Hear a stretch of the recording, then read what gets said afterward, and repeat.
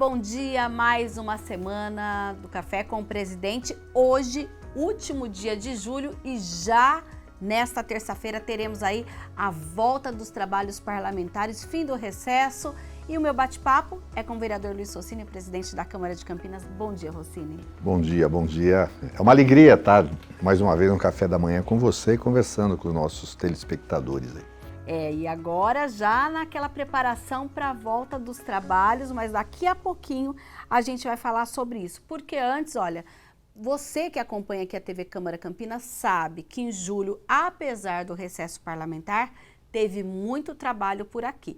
Inclusive, o presidente participou de várias atividades. Uma delas foi uma visita à Artesp para discutir as marginais da rodovia Santos Dumont, um tema que é um calcanhar de Aquiles aqui para Campinas há muito tempo, né, Rossini? Ah, sem dúvida. Estivemos na Artesp, uma reunião com o presidente da Artesp, com representantes da concessionária Colinas, né, juntamente com o vereador Cecílio Santos e também o presidente da INDEC, né, Vinícius Riveretti.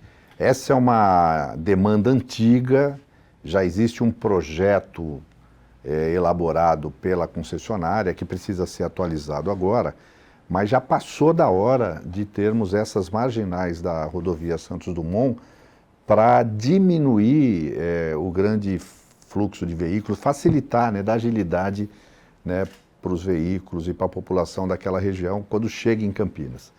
De manhã para vir para trabalhar e à tarde quando volta para casa. Foi uma reunião assim, muito interessante, produtiva. O presidente da Artesp reconheceu a necessidade e importância de priorizar essa obra, esclareceu como é que se dá o processo junto à Artesp, né, no sentido de até poder executar isso, mas a primeira providência é o alinhamento técnico. Como já existe um projeto, e a versão última dele é de 2018, ficou acertado que a concessionária junto com a INDEC iam fazer uma reunião entre os técnicos para verificar se o projeto ali precisa de alguma adequação e se aquilo atende às necessidades do município. A partir daí, obviamente, teríamos que fazer ações aí de natureza política, chegando ao secretário, talvez até ao governador, para tentar priorizar e definir, na verdade, como é que vai ser financiada a obra, porque não é uma obra barata. A estimativa ainda lá de 2018, 2019, é algo em torno de 350 milhões de reais, então precisa saber quem paga a conta, né? O que a gente não quer é que isso seja colocado na tarifa, então precisa encontrar equações, mecanismos de viabilizar a execução da obra sem onerar o motorista ou cidadão. Mas que a população de Campinas precisa, as pessoas que não só vêm de carro, mas principalmente quem usa o transporte coletivo naquele eixo da Santos Dumont, precisa dessa obra para facilitar a sua vida, melhorar a qualidade de vida, diminuir o tempo de percurso, acabar com esses congestionamentos que, além do estresse, provocam poluição ambiental, né? Então, obviamente, essa obra é necessária e a gente espera ajudar politicamente nesse esforço de convencimento junto ao governo do estado. Inclusive, quando a gente fala de vias marginais, a gente tem aqui em Campinas, né, algumas delas, a gente fala da Santos Dumont, que aí para ir para o aeroporto de Viracopos, Indaiatuba, mas a gente tem também, por exemplo, a Zeferino Vaz. Sim, aliás, esse assunto eu coloquei na reunião lá, que também existe um projeto, aí é uma outra concessionária, no sentido de viabilizar as marginais também da Zeferino Vaz.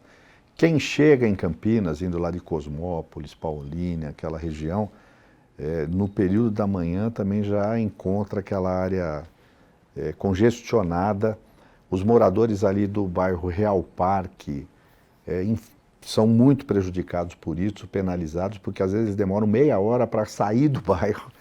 Eu lembro que quando eu morei em Betel, já tinha esse problema. Sim. Chegava ali no Real Parque, parava tudo. Sim, nós recebemos inclusive aqui representante de morador, reforçando a necessidade. Então, até a pedido da população local ali, nós apresentamos uma moção, né, apelando à Artesp, ao governador, também à concessionária, para priorizar essa obra. É algo parecida com a Santos Dumont, mas que envolve uma outra concessionária. Eu acho que os mecanismos de priorização e financiamento são os mesmos critérios, né?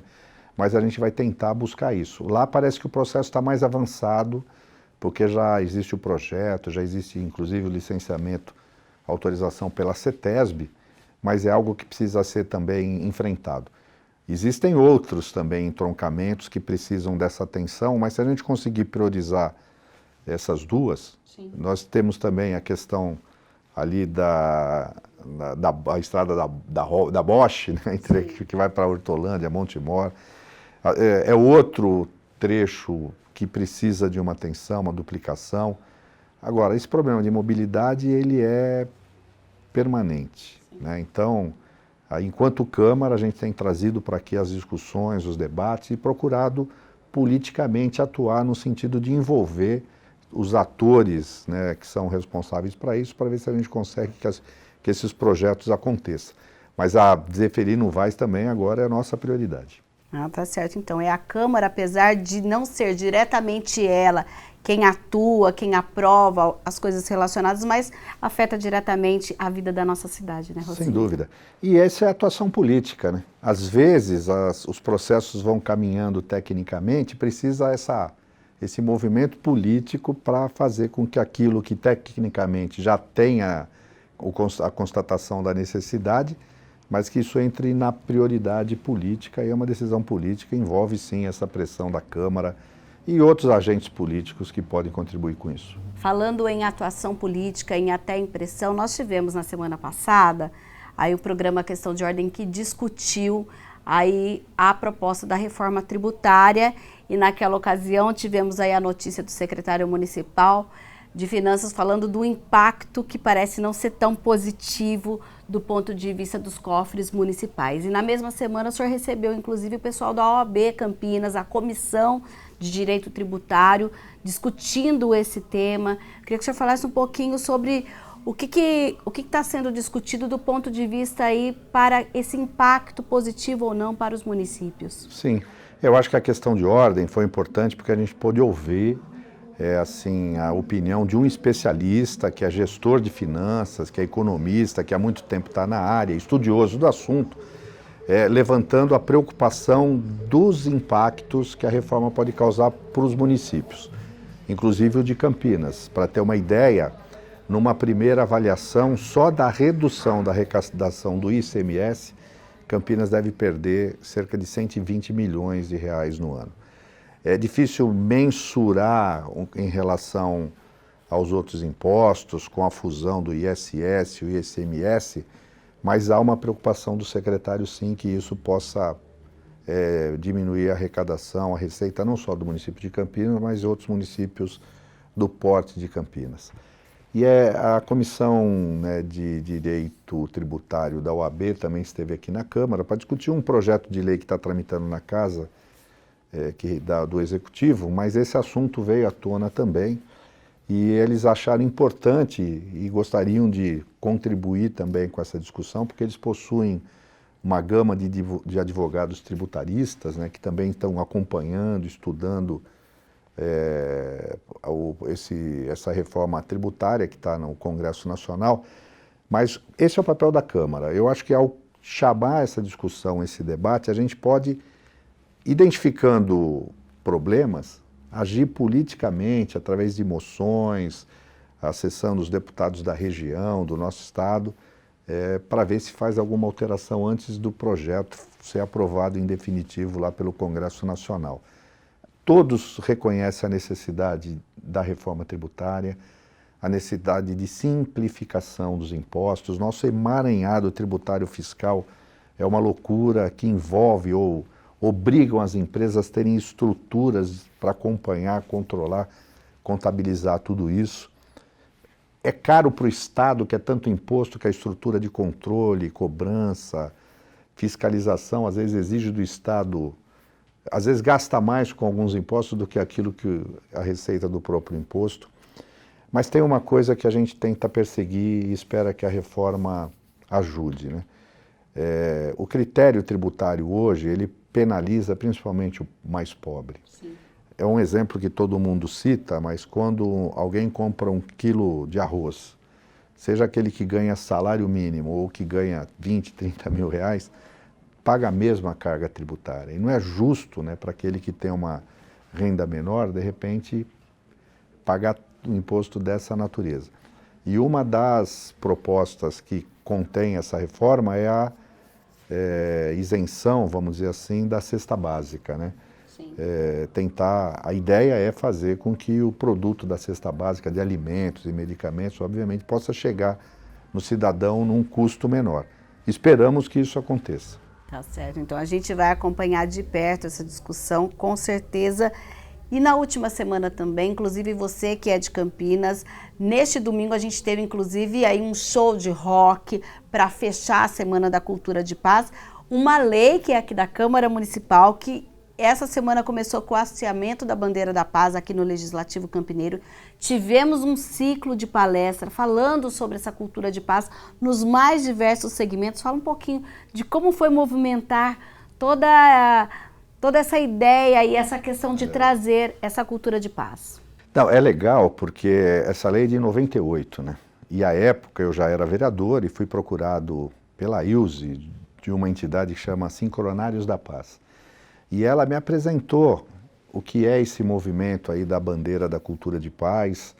E eu até disse na abertura do seminário aqui que ela falou com tanta paixão, com tanta assim, veemência, que ela me encantou. Tanto que eu apresentei o projeto de lei e fizemos que o dia 25 de julho, né, Campinas também celebrasse esse dia municipal da bandeira de paz. Se unindo a um conjunto de cidades no mundo inteiro, em todos os continentes, mais de 400 cidades, que tem todo dia 25 de julho essa tradição, hastear a bandeira. E hastear a bandeira é um gesto simbólico, né?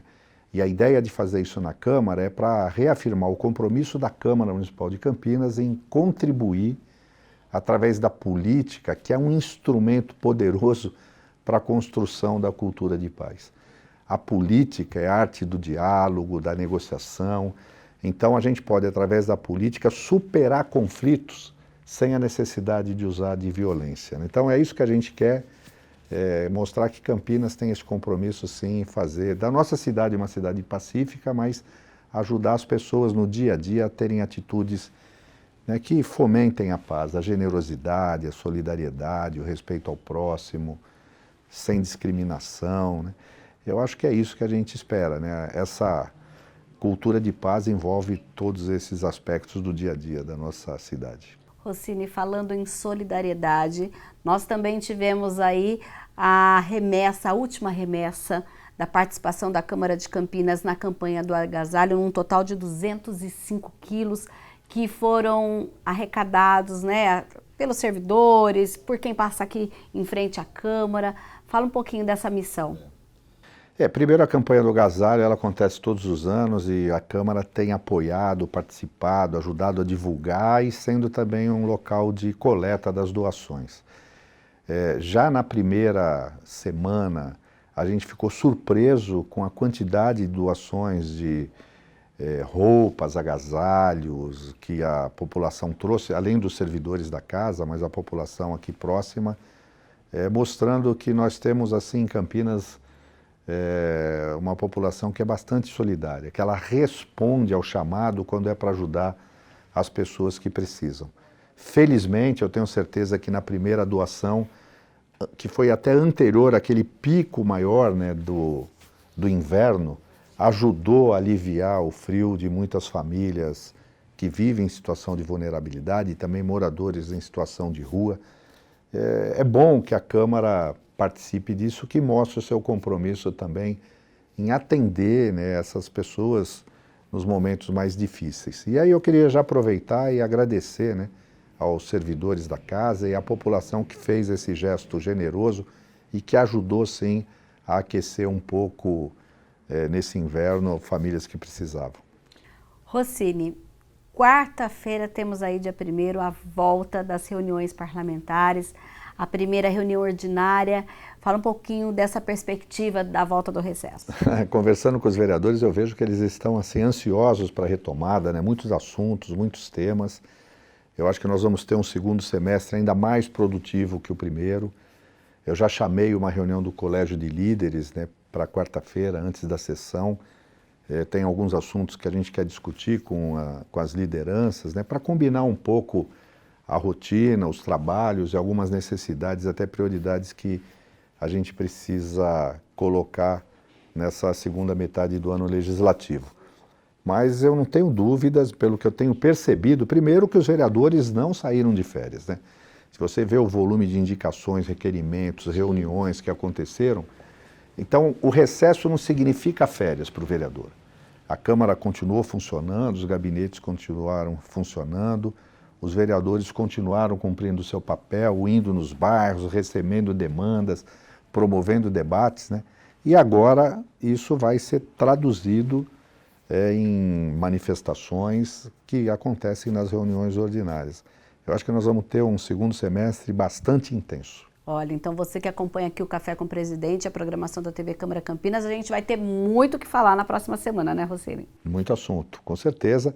E todos eles, assim, de interesse da nossa cidade e da nossa sociedade. Tá certo, então, até a próxima segunda-feira. Até uma boa semana para todos. Boa semana para você.